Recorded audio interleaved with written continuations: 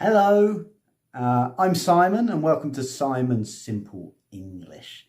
In this video, I'm going to look at a way for you to plan a good answer for IELTS Speaking Part 2.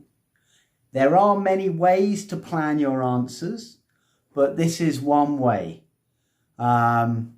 IELTS Speaking Part 2, you only get 1 minute to plan, so everything has to be done quickly. So have a look at this. If there's things in here that you want to use when planning your answer, then please, by all means, do implement them. Without further ado, let's get started. So planning an IELTS Speaking Part 2 answer, you only get 1 minute to prepare. So you really have to make that 1 minute count. How you want to plan your answer is up to you. But this is a way that you can use to plan your answer, and it can also help you to extend your answer and give a more detailed and possibly a better answer. So this is going to use the ISE method. First of all, you'll give an introduction. Why not make the introduction the same, whatever answer you're giving? Some of my students, they take a long time to start speaking. Why not just say, I've decided to talk about this. Using the present perfect tense, so you can show the examiner that you can use that, but also you just get straight into talking about the subject of the question. So the ISE method is where you have an idea and then you give a supporting information and then you give an example. If you're not sure what I mean, don't worry. The next couple of slides are going to show you. So let's look at this question. The question is, describe a time when you helped a friend. You should say what happened, how you helped him or her, why you helped him or her, and explain how you felt about it. Now would be a good time for you to pause and answer the question yourself. Or you can carry on and see how I'm going to plan the answer. So when we're planning the answer, we don't want to write loads of words and we don't want to write in sentences. We just want to put down ideas and have ideas about the organisation of the answer. With this method, it's very easy to organise your answer, and it gives you a way to extend your answers and talk a bit more, give a bit more details about what is actually going on in your answer. In the cue card, you've got a number of questions. What happened? How you helped him or her? Why you helped him or her? And how you felt about it. These make a good basis for your answer. The final one, how you felt about it, is often missed out by students. They answer the other questions, but they don't answer that one. And that's usually one, it's how you feel about something or why you liked it. And that's usually something that you can easily talk about. You don't need specialist vocabulary for it.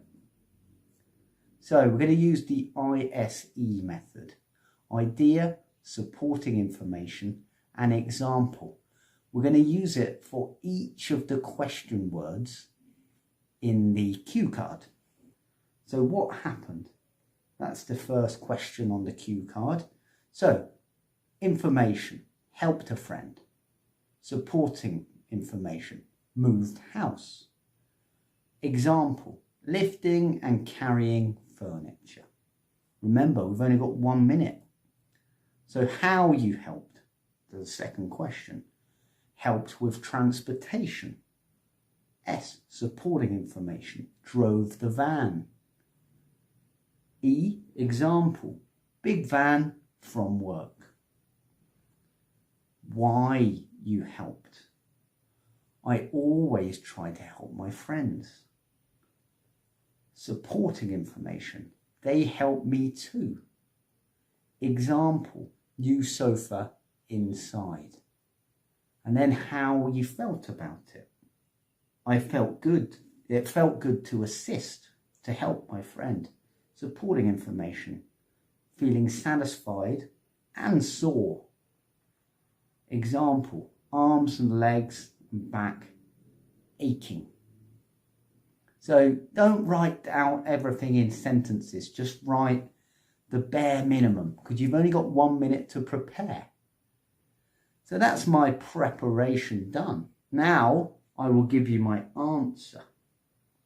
Now my answer's probably a little bit shorter than it would normally be, but I want to show you how this can work for you.